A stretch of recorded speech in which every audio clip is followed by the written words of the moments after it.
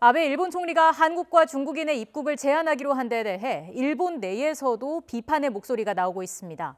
초동 조치에 실패한 뒷북 대응이라는 지적입니다. 국제부 연결하겠습니다. 김태현 기자. 네, 국제부입니다. 네, 어제 아베 총리의 코로나19 대책에 대해서 일본 내에서도 비판적인 시각이 많다고요.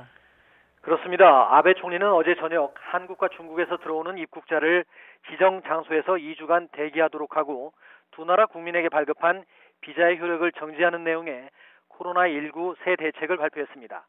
일본 언론들은 아베 총리가 전문가 의견을 제대로 듣지 않은 채 정치적으로 판단했다며 실효성에 의문을 제기하고 있습니다.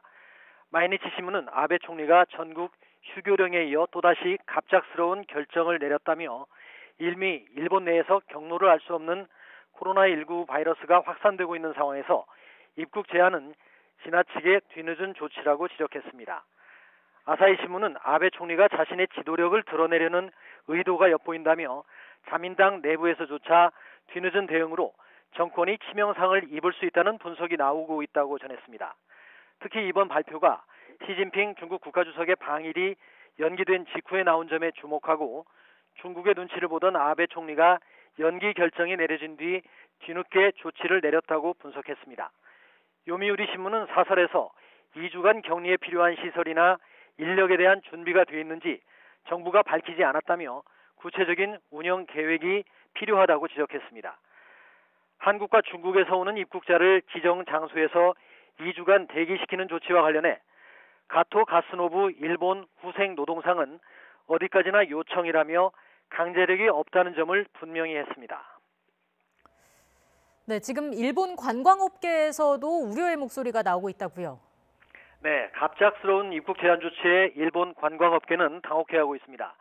일본 정부 통계에 따르면 지난해 일본을 찾은 외국인 여행자 가운데 중국인이 959만 명으로 전체의 30%를 차지했고 한국 여행객은 지난해 불매운동 여파 속에서도 558만 명이 일본을 방문했습니다. 중국에 이어 두 번째로 많은 여행객이고 한중 두 나라를 합치면 일본을 찾는 여행객의 47%, 거의 절반을 차지합니다. 일본 여행업계는 큰 타격을 우려하고 있습니다.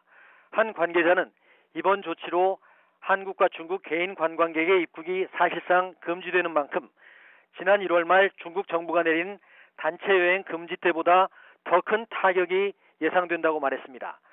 아사히 신문은 3월 9일부터 말일까지 관광 수입 감소액이 2조 원에 이를 것으로 예상했습니다. 니혼게이자이 신문도 주요 관광지를 중심으로 이른바 코로나 불황이 이어질 전망이라고 보도했습니다. 지금까지 국제부에서 YTN 김태현입니다.